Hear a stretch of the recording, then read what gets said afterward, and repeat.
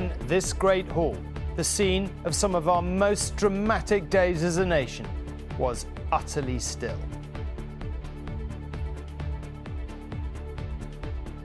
Once the royal party had left, it was the turn of our political leaders to pay their respects before the doors were thrown open to the public. The hall has been in the past century one for the greats. The King who saw us through the First World War, George V, Winston Churchill and the Queen's own father, George VI, who guided us through the Second World War, and now Elizabeth II, who unquestionably made her own mark on history. Also on News at 10 tonight.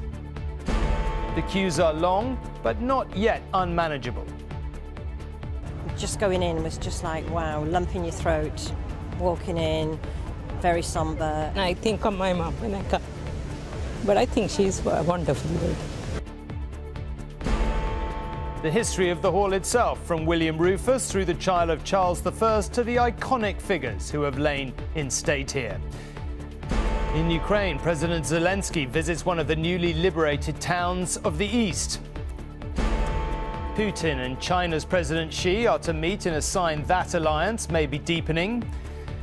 On inflation, fuel is down, but everything else is up. And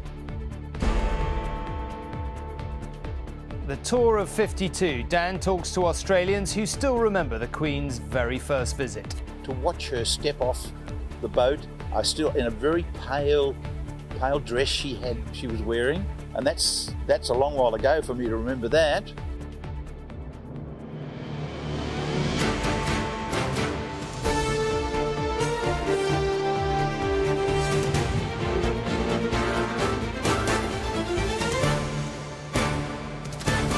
This is ITV News at 10 with Tom Bradby. Good evening. At the end of a remarkable and profoundly moving day in which the royal family delivered Her late Majesty Queen Elizabeth II into the care of the nation over which she had reigned for so long. The extraordinary, brilliantly choreographed events began when the Queen's coffin emerged from Buckingham Palace. Escorted on a gun carriage, the coffin was adorned by the magnificent imperial state crown glinting in the sunshine. It made its way in solemn procession to Westminster Hall, watched by tens of thousands of people. Walking behind, the emotions of the day etched on their faces, came members of the Queen's family. First her children, led by King Charles, followed by her grandchildren, including Princes William and Harry, repeating the walk they made behind their mother's coffin 25 years ago this month. At Westminster Hall, the sombre music and the tolling of Big Ben gave way to the soaring voices of the choir and new emotions. A country's grief, a country's pride, a country's thanks. Tonight, one by one, members of the public continue to file past the Queen's coffin. As the monarch lies in state, each person's experience a deeply personal testimony to what the Queen meant to her people.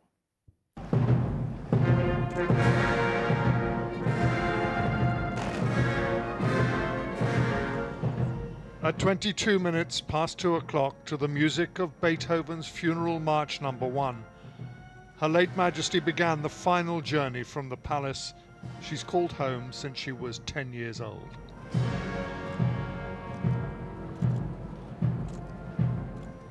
From the privacy of the palace courtyard, the coffin borne on a gun carriage of the King's Troop Royal Horse Artillery, draped in the royal standard. Atop the coffin, the imperial state crown with which she was crowned back in 1953.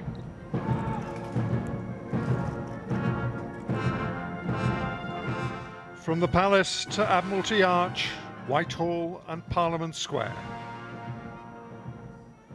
ceremonial London bathed in September sunshine, the sort of occasion she loved. Escorting their mother to her lying in state, her 4 children, the King, the Princess Royal, Princes Andrew and Edward, and 3 of her grandsons, the Prince of Wales, Prince Harry and Peter Phillips. working members of the royal family in military dress, Princes Andrew and Harry in morning suits with medals.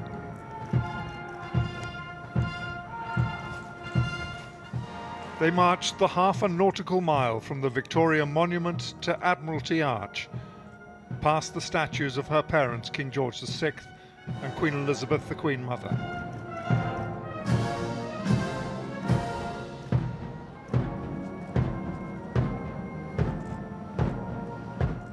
Impossible not to remember that 25 years ago, these two brothers, both young boys, made this same march through London with their father behind the coffin of their mother, Diana, Princess of Wales.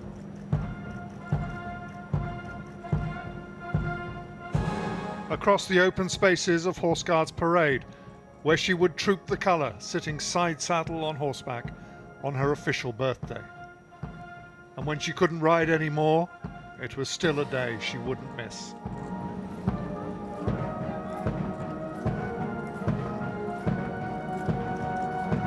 Beyond Horse Guards Arch and into Whitehall, the first memorial they pass is the monument to the women of World War II. She was one of them, volunteering as soon as she was old enough, at 18, to serve in the Auxiliary Territorial Service. As they saluted the cenotaph and moved towards Parliament Square, the Queen Consort and the Princess of Wales left the palace by car to join the procession as it reached Westminster Hall.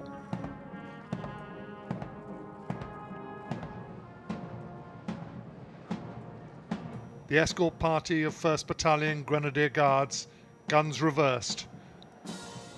The bands of the Grenadier and Scots Guards, instruments shrouded in black.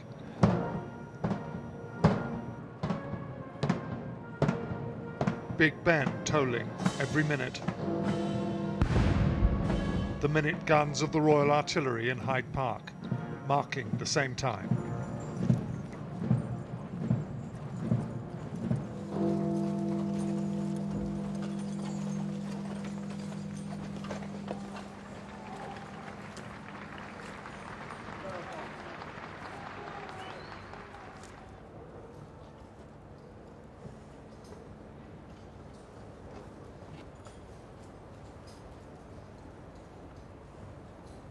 Bearer party. 6 paces, outwards, march.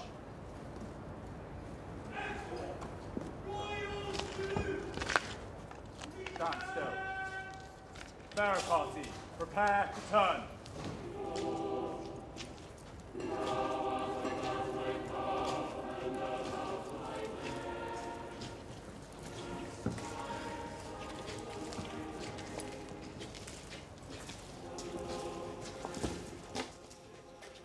The Duchess of Sussex, Sophie Countess of Wessex, the Princess of Wales and the Queen Consort waiting for the coffin in Westminster Hall.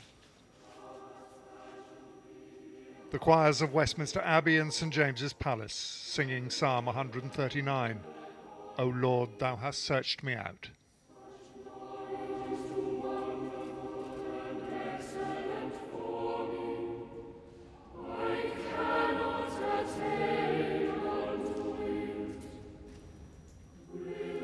The catafalque in the centre of Westminster Hall, where her mother lay in state, here before her 20 years ago.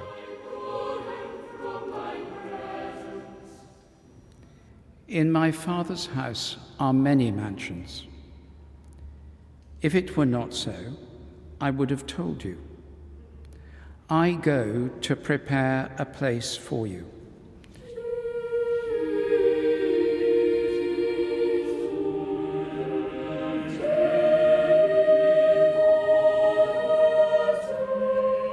Here for the next 4 days her late Majesty will lie, accompanied day and night by an honour guard around her coffin, receiving the respects and farewells of as many of her former subjects as time and distance will allow.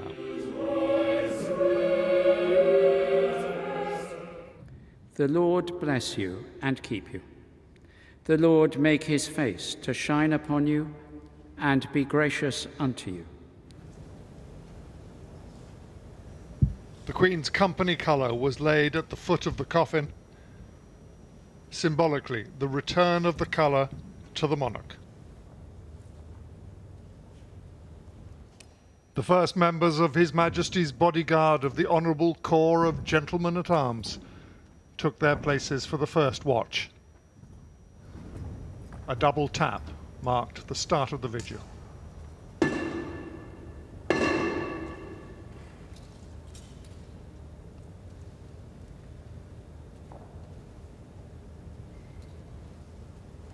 At 20-minute intervals, guardsmen, the household cavalry, yeomen of the guard, members of her family will take turns to stand at the four corners of the coffin.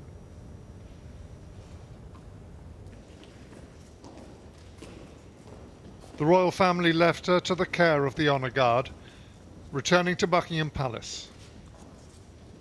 And now Westminster Hall was opened to members of the public to file past. Many will have queued overnight.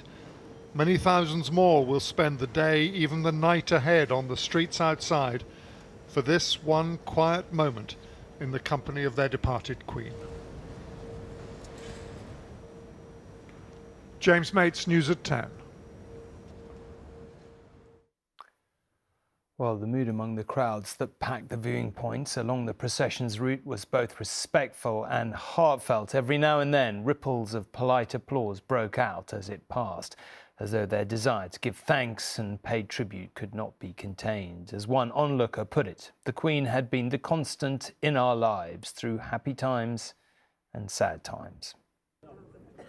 By the road between the palaces, the people gathered in the morning, under the flags and the shade of the trees. Whole families were here. This is my daughter Millie, son Freddie. They got here early to see history come past. I wanted my grandchildren to know that they had a queen when they were very little, and they will probably only ever know a king. I'm crying for days, and I know that you know, when the gun carriage starts passing, I'll probably be a wreck, but it's okay. We come from a very large family, there's 8 of us, and we all have felt this sort of, it's like a weird emotion keeps coming over you. One minute you're sort of smiling at the memories, and then you're crying because it's a big loss. All I want to do is see the Queen, see her off. I've seen her a couple of times in person, and it's absolutely brilliant. I mean, it's just like, I'm getting emotional.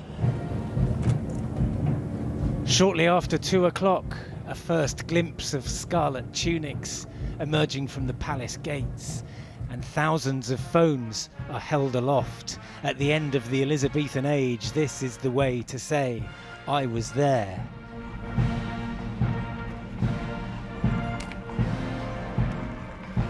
For others, though, this was the moment to remember and to shed those tears. I mean, how William and Harry were able to do that, I'm sure that evokes so many memories for those boys. It's just how they were able to do that. Unbelievable. So brave, so brave. There wasn't room for everyone on the Mall, so crowds gathered at Hyde Park to watch the procession on big screens. She was a good old girl. She's done her bit for this country. She's given so much. I just wanted to give a little something back. Wherever you caught your glimpse of the crown and the carriage, it was something to be appreciated with those alongside. Strangers together, 3 separate families. We've just spent time together. We've had a hug.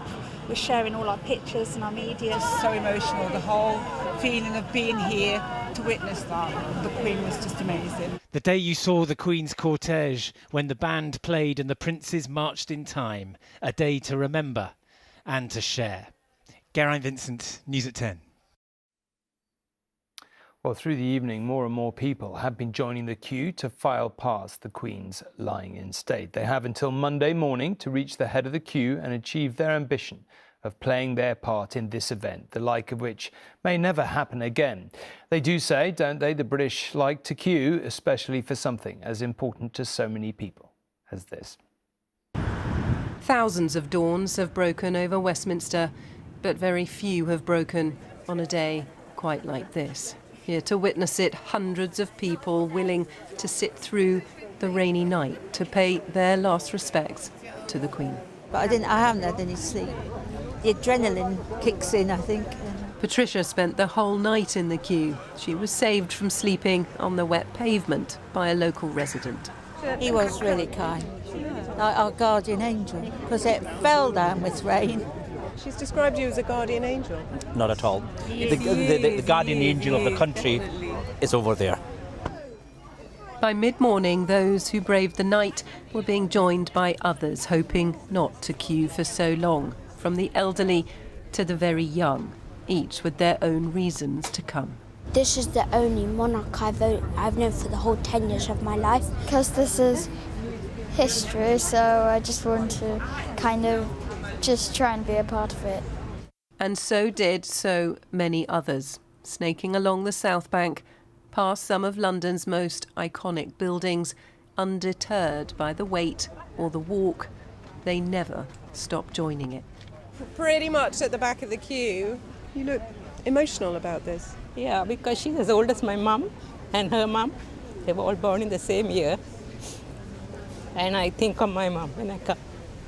But I think she's a wonderful lady. Huddled round phones, watching the slow passage of the Queen's coffin through London, the mood took a sombre turn. Is this really bringing it home now? We hear the steady finding it hard. Yeah. The ringing of big band. But I'm glad I'm here. This is the right place to be. Now that this procession has started and we know that soon we're going to go in and see her, and I think that'll really hit home then, won't it? Yeah. And at 5 p.m, they finally moved. You're just moments away now. Yes. How are you feeling? I've just said to my sister, really nervous. I don't know why, I'm just really nervous. The first in, taking their own turn to bid farewell to the woman many called their grandmother. For those that queued for hours, it was worth the wait.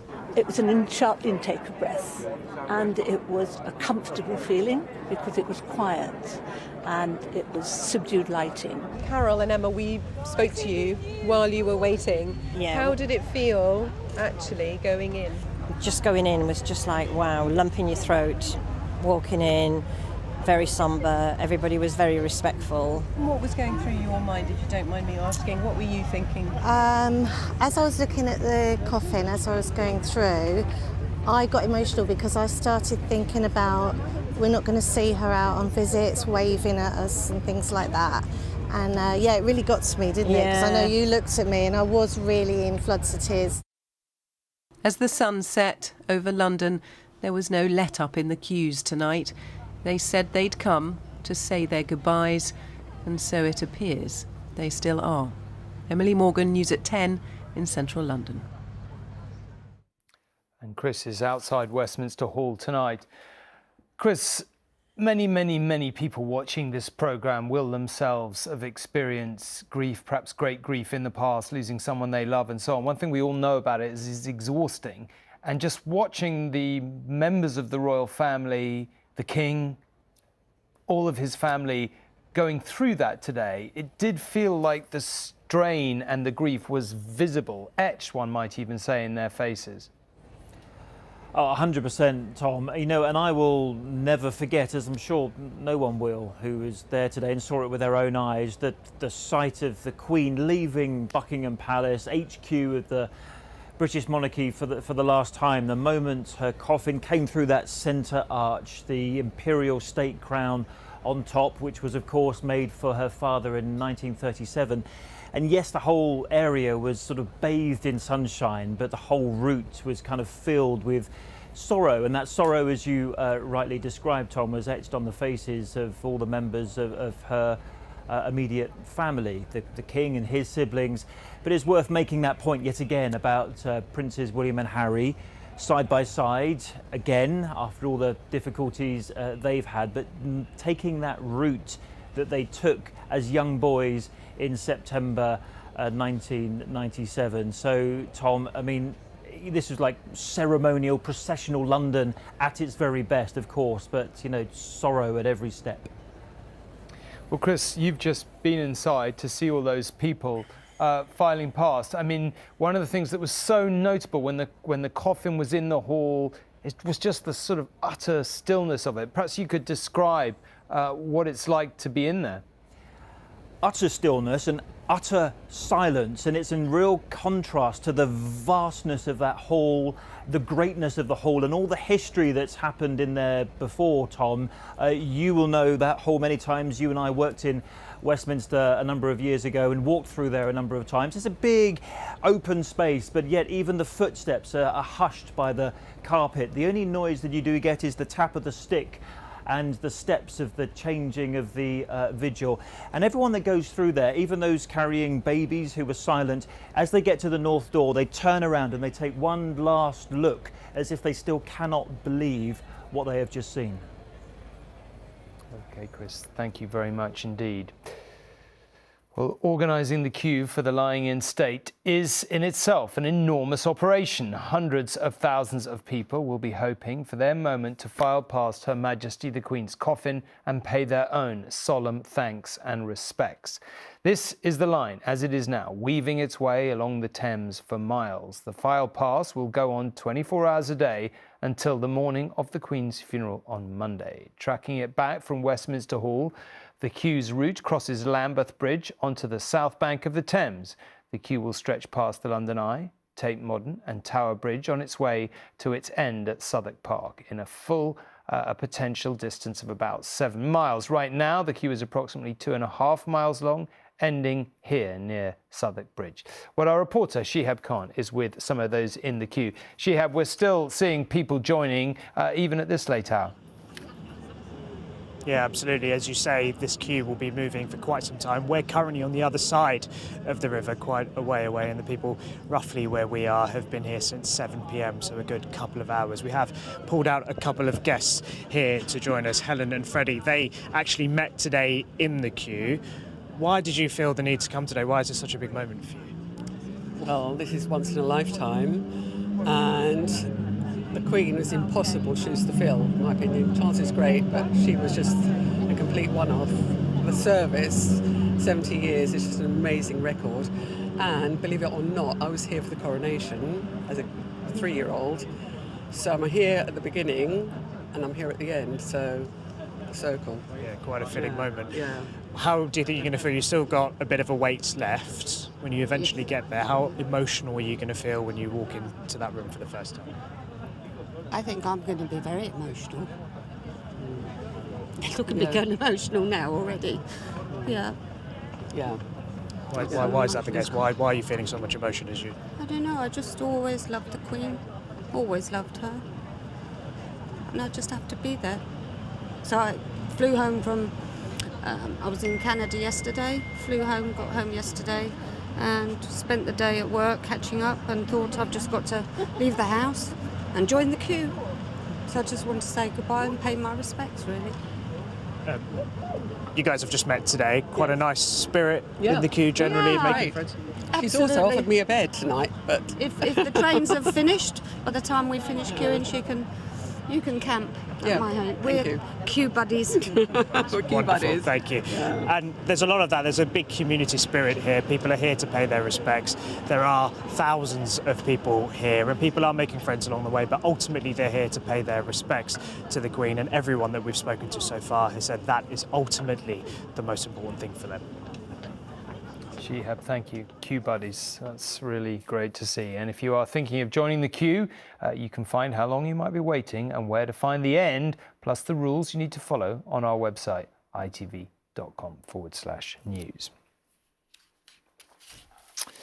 Now, the Queen's lying in state writes, as Chris was alluding to just a few moments ago, another great chapter in the rich history of Westminster Hall, the oldest building on the parliamentary estate. The Hall's origins date back over 900 years.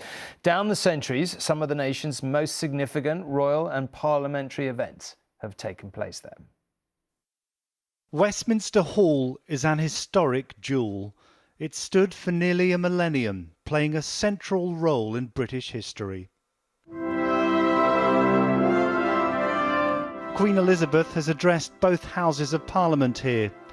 Built by William the Conqueror's son, its story has been entwined with the life of every monarch since. Westminster Hall, which is nearly 1,000 years old and is itself a part of history, presented a scene of solemn magnificence. Her late Majesty's father, mother and grandparents lay in state here. King Charles I was tried in the hall at the end of the Civil War. The trial of Guy Fawkes over the gunpowder plot also took place here.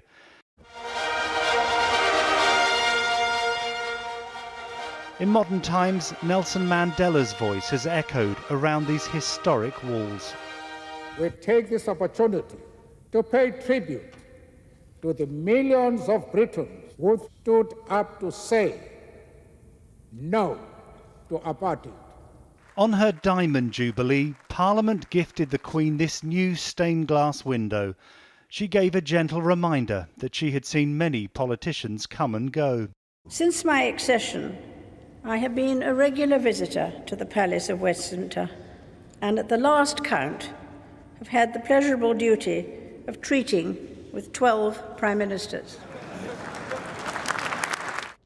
Tonight, in this hall steeped in history, Britain's longest reigning monarch now lies in state. Neil Connery, News at 10. Well, it has been a pretty momentous day, and I'm very pleased to have in the studio with us the representative here in Britain of one of the major Commonwealth countries, Canada. Ralph Goodale is the High Commissioner for Canada in the UK. Mr. Goodale, thank you very much indeed Very pleased for to be coming in on such a day. Well, it's very, very good to have you. Can I just, we're quite naturally, as I'm sure you would know, absorbed in our, our own reaction to the loss of the Queen. But how are your fellow countrymen and women responding back in Canada? Oh, I think there are many of the same feelings. There's a little bit of distance and geography to overcome, but Her Majesty has been in Canada more times than in any other country. 22 visits to Canada. She often said it was her favorite place. We're not necessarily going to argue about that. It's a great country, but she would frequently say. She said once to an American president who asked her. She was on a visit to the U.S. Where are you going next, ma'am? And she said, "I'm going home to Canada." Okay. So we obviously that's an indication that there's a lot of pride and respect and love and affection for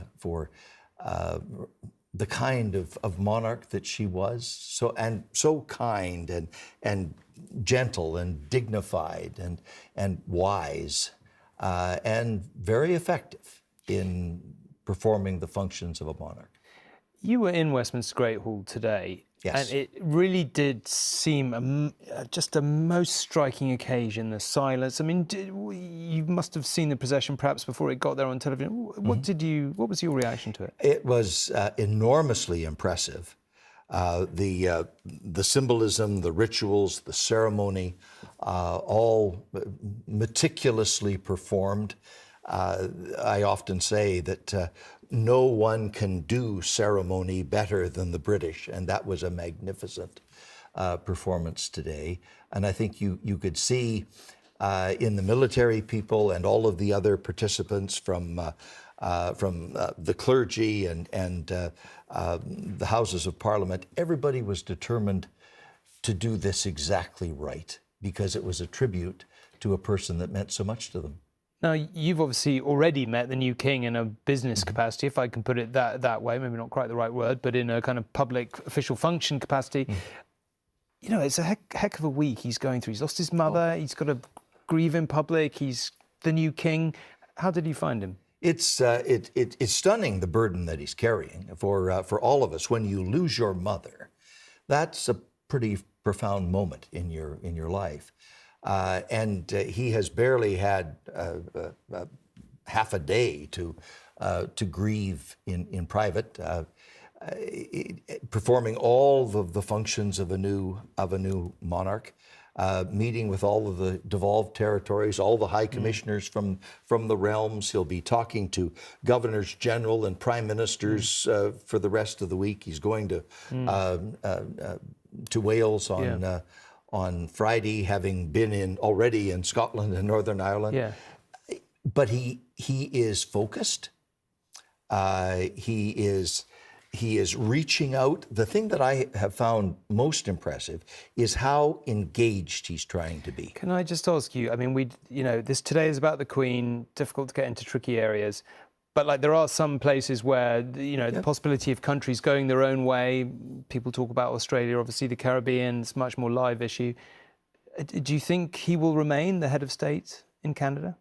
Oh, I do. Naturally, when a personality of the impact of Her Majesty passes from the scene and somebody new is in place, there will be debate, there'll be reflections, there'll be questions. But I think at the end of the day, the accomplishments of the monarchy and the effectiveness of that role in a constitutional monarchy and how well it has functioned in Canada and the UK and other places around the world, I think it will stand in good stead. But the King, His Majesty, obviously has big shoes to fill, but he's also had the best teacher he could possibly have. Mr. Goodale, thank you very much indeed for joining us. We really appreciate it.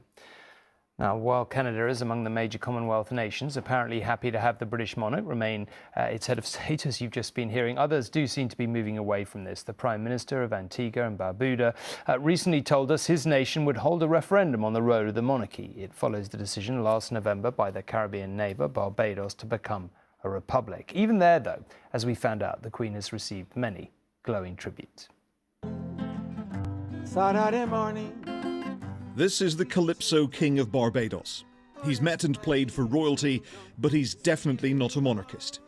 Even so, the singer known as the Mighty Gabby was mightily impressed by King Charles. His dialogue, his monologue, his language, right? The tone of it says that he himself is seeing something different or wants to see something different. The occasion was when Barbados bade farewell to the crown. Last November, it became a republic. And as it looked to the future king spoke of its painful history. The darkest days of our past and the appalling atrocity of slavery, which forever stains our history. Those words convinced some that the new monarch still has a role to play here, even though Barbados no longer pledges allegiance to the crown. His presence showed that even though Barbados is a republic, and even though we're taking care of our own affairs, we still have a lot of respect for the monarchy. It's nothing personal. The island's leading barrister, Sir Trevor Carmichael, became a friend of Prince Philip, but says the transition to a republic was well handled. The change was inevitable, and I think most people recognise that. The reason that it didn't happen wasn't because of dilatoriness. It was just an effort to ensure that we got it right and that it didn't appear as if we were just behaving like an ill-tempered schoolboy. And maybe it was only a matter of time before Barbadians decided they no longer needed a 200-year-old statue of Horatio Nelson in their main square. It was removed last year after the Black Lives Matter protests. It all adds to the sense that the island, once dubbed Little England, has loosened ties with London.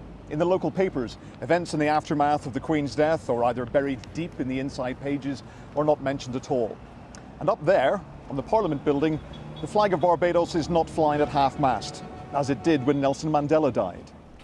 And just like other parts of the Caribbean, much of the investment in the island's infrastructure now comes from China. But if there is a future role for the King as head of the Commonwealth, Gabby would like him to make good on his words about slavery and address the growing calls for those who grew rich from the trade to compensate their descendants. We must have reparations, Ian. This is not something that we are begging for. We are demanding reparations. And for me, reparations don't mean put enough money in people's pockets or the government's coffers alone. It means building schools, hospitals, pass on some of the technology to us so that we can ride with you. The Crown and the government are unlikely to play ball, particularly in the midst of an economic crisis at home. But even as the former colony strikes out on its own, some British traditions will always survive. Ian Woods, News at 10, Barbados. Well, back here, politics has been effectively suspended for the period of Queen Elizabeth's passing, her lying in state, and next Monday, her funeral. Nevertheless, some things do not stop, like the latest inflation figures that came out today, with lower diesel and petrol prices edging inflation down to a fraction below 10%. But that still leaves Britain in the grip of the cost of living crisis, driven both by the rising cost of essentials such as food and by the spiralling price of energy. Well, today, Downing Street said the forthcoming Commons recess could be slimmed down to help deal with it. Bread, eggs, milk, butter, all the basics are still going up. In Herne Bay in Kent, Emma is appealing to friends and neighbours to help keep her cafe open, but she can see how much her clientele are struggling. So many of my customers are coming in and it is literally they're not putting their heating on or they are not eating. I am giving some customers sandwiches to eat because it's ridiculous. A support package for businesses is still being finalised by the government, with details due next week. Falling petrol and diesel prices mean overall inflation eased slightly from 10.1% last month to 9.9%. But food prices are still rising. Basics like low-fat milk up 40% year on year, eggs up by 18.5%, bread up almost 13%. It's very likely those on the lowest incomes have the biggest hit. I mean, it starts from the fact that it's staple food goods that are going up the most. Bread and milk are all rising. Of course, the energy impact and the impact of energy price rises is disproportionate for those on the lowest incomes. In order to get the energy price cap through Parliament, which is currently suspended until after the Queen's funeral, the government is considering adding extra sitting days to the autumn timetable. And economists say the energy price cap should limit the worst of the overall price rises. That brings down the peak of inflation this autumn from 13% plus to probably nearer 11, depending on what else is going on. So it's a really significant intervention.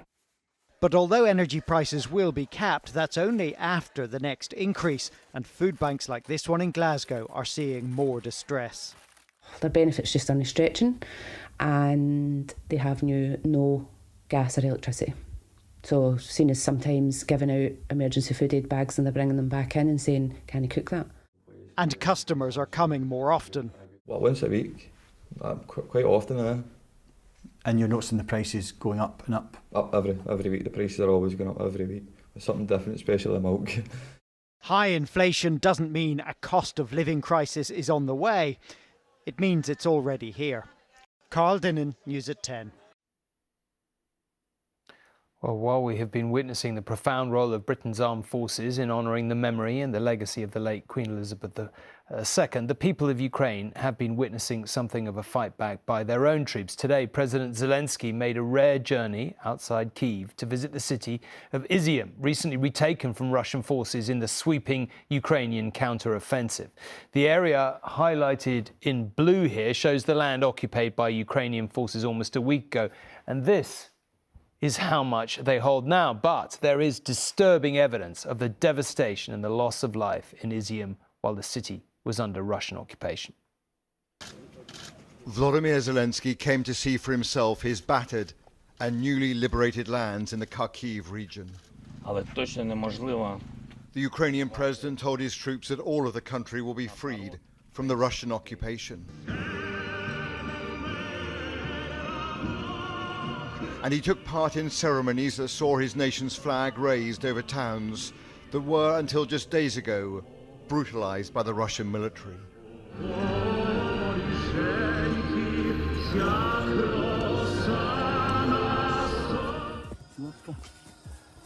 An extraordinary amount of equipment has been abandoned. Under one rug, mortar shells. And beside the road, Vehicles and weaponry simply jettisoned in the face of the rapid Ukrainian advance.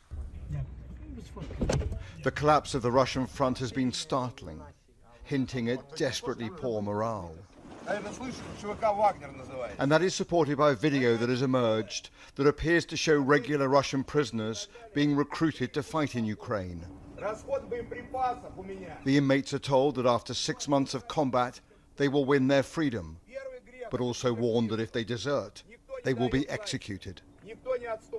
Western leaders are cautious about what this all means. Mr. President, is this a turning point in the war in Ukraine? President Biden made clear that difficult days still lie ahead. The question is unanswerable right now. It's hard to tell. It's clear the Ukrainians have made significant progress. I think it's going to be a long haul. In Brussels, with Zelensky's wife watching on, the president of the Commission made clear this is not a conflict about distant territory. This is also a war on our energy. It's a war on our economy. It's a war on our values. It is a war on our future. It is about autocracy against democracy. And I stand here with the conviction that with the necessary courage and with the necessary solidarity, Putin will fail and Ukraine and Europe will prevail. The hardship in eastern and southern Ukraine remains acute.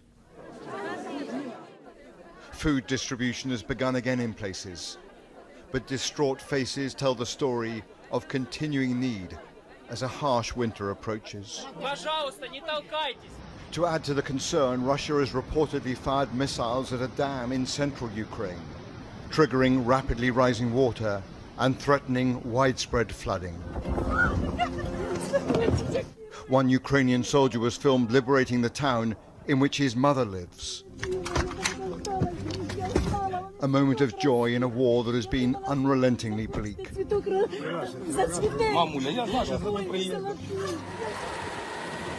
Other soldiers are taking advantage of abandoned Russian military supplies.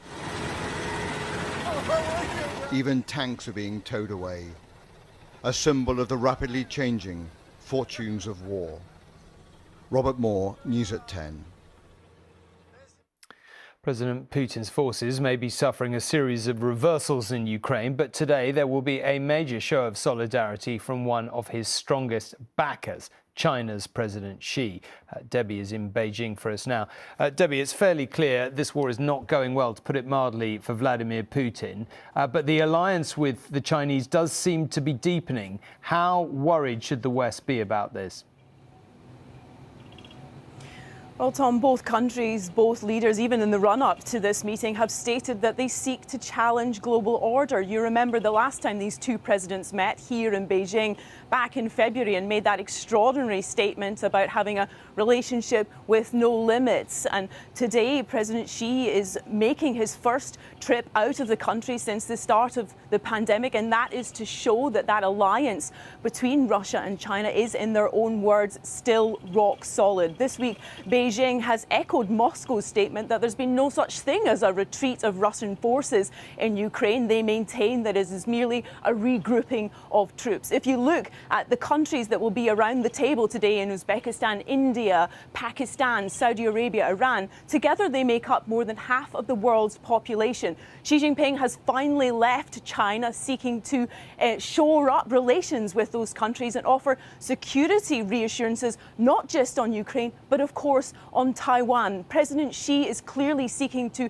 extend his sphere of influence and, together with President Putin, challenge US dominance. Today will be a significant and timely show of strength and unity between the two countries that should be read as a threat by the West. OK, Debbie, alarming news, but thank you very much indeed. Let's move back now to today's moving events at Westminster as the nation began its final farewell, honouring the legacy of Queen Elizabeth II. Among the leaders of many Commonwealth nations attending the Queen's funeral next Monday will be those from Australia. It was a place very dear to her heart. Australia was the place where in 1954 huge crowds welcomed the new Queen Elizabeth II on her first state visit. To the shores of this, her southern realm, the royal barge bears Elizabeth II. It was perhaps the most successful royal tour in history. When the Queen set foot on Australian soil in 1954, she was the first British monarch ever to visit this continent. It's estimated 75% of the Australian population saw her in the flesh. To watch her step off the boat, I still, in a very pale dress she was wearing, and that's a long while ago for me to remember that. And of course the cheering, and everybody was waving flags, and yeah, it was exciting. And I can even feel it now as I'm talking about it. I can feel that excitement. During the gruelling 2-month tour, the Queen and Prince Philip visited 57 towns and cities. We just opened our gates and our hearts at our throats. There was Bathurst, for instance. Bathurst hasn't changed much since 1954. Among those crowding into this town square was a young Margaret Bower, who got closer than many, sparking a lifelong love of the Queen, with whom she exchanged letters for decades. So I ran right beside the sports car. I could have put my hand on the Queen because it went slowly, and I went for about 3 blocks, and they went off in the train. Yeah, it was wonderful. This is how many Australians caught their first glimpse of the new Queen in 1954. This Daimler was state-of-the-art at the time, with this special convertible section at the back to enable the crowds to glimpse the new monarch. This was the moment the Queen arrived in the small town of Lithgow. Colour footage rarely seen of the visit. It was undoubtedly the most exciting event in the town's history. But while most had just a glimpse of the Queen, Janice Marshall had the privilege of presenting a posy because her father had been killed in the war. I presented her with the bouquet, but I had to turn it round. It had a little handle on the back of it so that she could take it from my hand. And as she did, she squeezed my hand and just in a real soft voice said, "Thank you, Janice." And then I had to take 2 steps to the side, and I put my hand out to shake hands with the Duke, and he wasn't watching. And somebody, I suppose it was his minder behind him, said something to him, and he looked down and he sort of went, "Oh," and then he shook my hand. And I'm sure I was the only one that did the best curtsy too. I'm sure you're right. There may be a few other little girls who beg to differ. Of course, she'd rehearsed this for weeks. But an astonishing number of Australians of a certain age remember the time the Queen came to their hometown.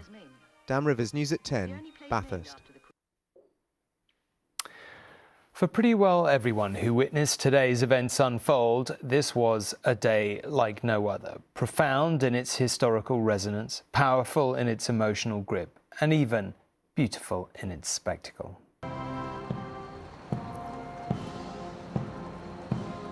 The procession to sombre music took Queen Elizabeth's coffin along the route from Buckingham Palace to Westminster Hall. The imperial state crown glinting in the sunshine atop the coffin. King Charles and the Queen's other children and grandchildren following behind in perfect step. Crowds, tens of thousands strong, watching.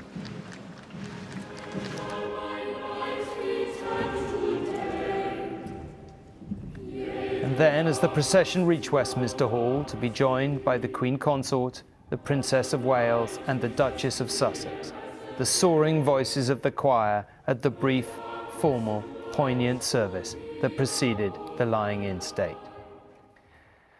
Then it was the public's turn to give their thanks for the Queen's long life of service.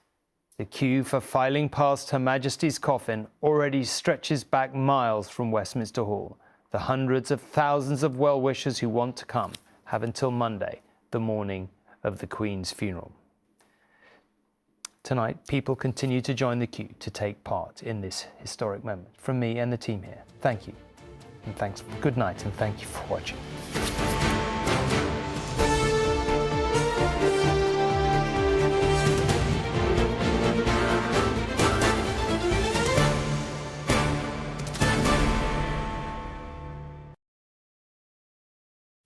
Good evening to you. Clearer skies as we head through the night.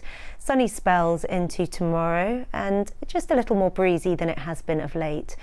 We've got those temperatures sliding a few degrees across Scotland and northern England as we head through into the small hours, close to 1 or 2 degrees in the glens of Scotland come dawn. The breeze keeping any significant mist and murk at bay, and into tomorrow morning clear and crisp from the word go, if a little more cloud cover across those eastern locations, and then plenty of sparkly sunshine and blue sky as we head through the first stages of the afternoon before a little more fair weather cloud bubbles up.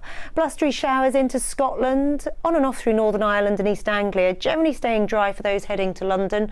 Highs of 21, 22 degrees here, fresher than the last few days. For the rest of us, temperatures where you'd expect given the time of year, but the sunshine making all the difference.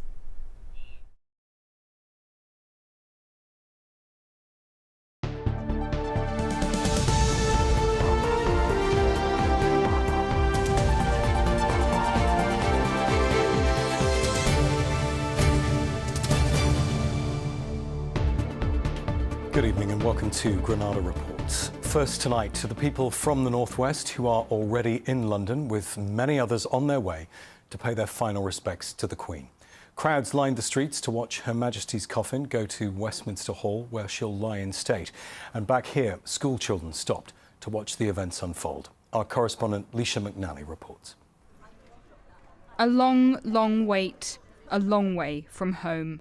But for people from the northwest who have travelled to Westminster, this queue is their chance to say goodbye to their Queen. I've come from Warrington because she's been everybody's nan. She's been everybody's great-grandmother. What an extraordinary reign it's been from Queen Elizabeth II for the past 70 years. And so I wanted to be here, to be a witness to history, but also to pay my own respects. We saw the vigil up in Edinburgh, and we were so moved by it, weren't we? We just thought, regardless of what we think of royalty, to pay our respects to the Queen was really important, and this was an opportunity that just shouldn't be passed by. Well, I feel like special because not everyone gets the chance to be here, and like if you're part of it's a very big moment.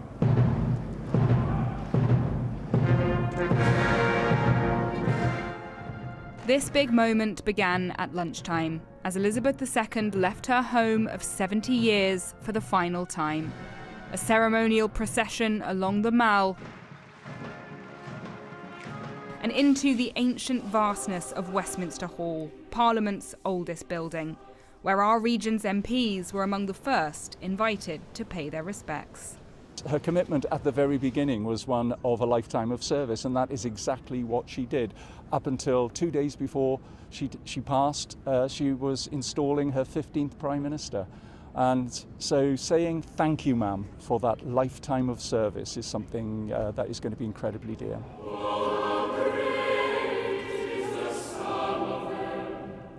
Now, as tradition dictates, the Queen will lie in state for the next 4 days, her coffin draped in the royal standard. And as the queue to file past her finally began moving this afternoon, the long wait was bothering no one. She's given so much to this country for over 70 years, and I think if I could just give a few hours of my time to just wait in a queue and then go past it, be able to see her for one last time, I don't see why I couldn't do that. And still, the crowds keep coming. The queue already stretching for hundreds of metres across the river from the Houses of Parliament, expected to grow many miles in the days ahead as hundreds of thousands of people come to pay their respects. Caroline Heaven will be one of them, making her way down from Wigan tonight. I'd have walked over hot coals, I think, to get down there. To learn for the future, you have to go through history and learn from the past, and I think the Queen set us such a good example. And this is part of history. But making the journey could get increasingly crowded, many choosing to mark the end of this era from our region instead. At Queen's Drive Primary in Preston, they gathered to remember their namesake in the school hall. Well, it feels kind of unreal because it's really rare that a monarch dies, and it's been so long since one has died. But it's quite sad because she's been the longest reigning monarch, and nobody really knows anyone else who's been their queen or king. I lost the children. They were very conscious of the corgis, so they wanted to know who was going to look after the corgis, and little questions like that. So we also talked about, obviously, the ascension of the King, King Charles III, and also looking forward to the future as well. And on the River Mersey, the sound of salute. As all working vessels paused to blow their whistle for the late sovereign. Tonight, she lies in state in Parliament, her people passing and pausing for a final farewell. Leisha McNally, ITV News, Westminster. The first royal visit to the northwest since the Queen's death will take place tomorrow. The Earl and Countess of Wessex will be in Manchester, where they'll view the Book of Condolence for the Queen at the city's main library. Edward and Sophie will also light candles at Manchester Cathedral and go to one of the city's squares to see the flowers left in tribute to Her Majesty. And you can read more about that visit on our website right now, itv.com/Granada. The Queen's death means companies with her royal warrants, those famous words, by royal appointment, now have to reapply for the honour from the King.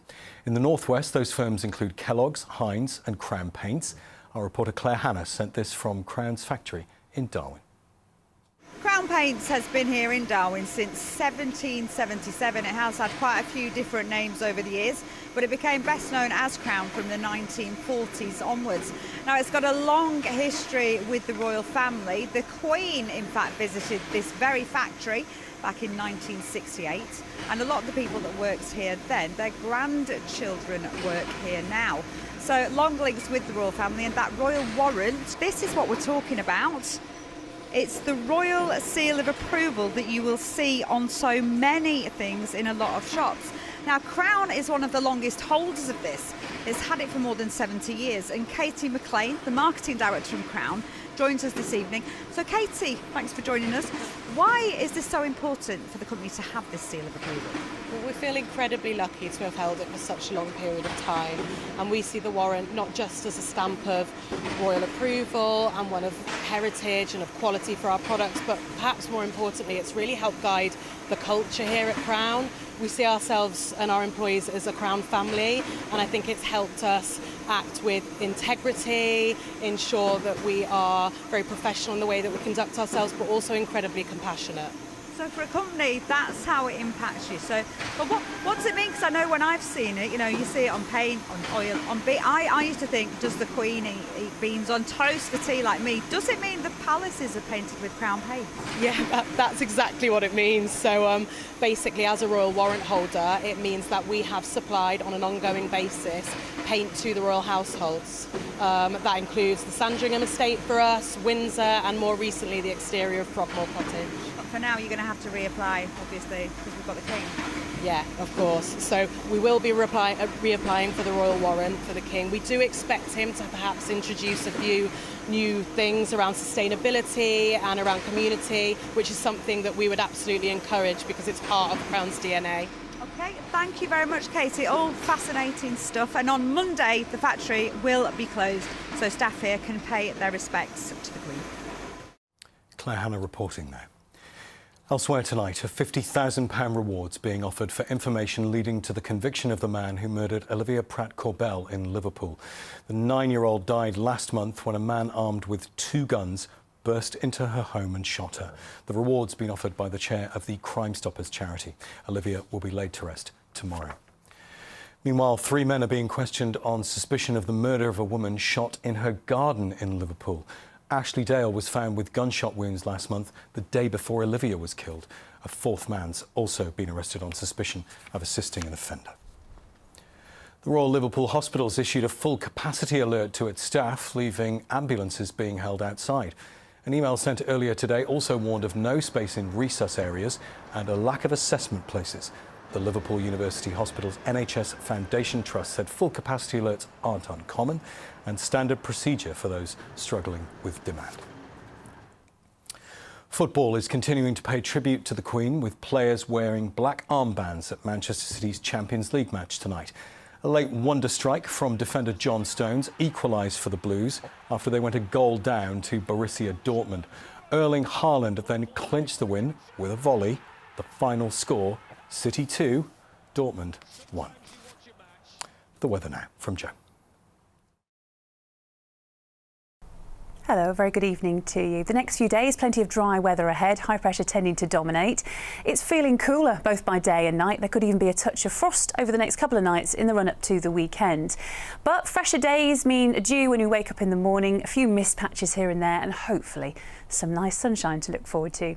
Tonight, quiet, settled conditions. Last night it got down to around 5 or 6 degrees.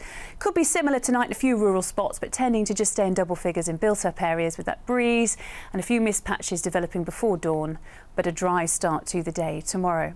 Thursday, sometimes it's up at 6:43, setting just before 7:30 tomorrow evening. For tomorrow, a dry day in prospect. Any mist or fog will lift quite promptly. The sun should get out. We'll see a little more sunshine around perhaps than we've seen today.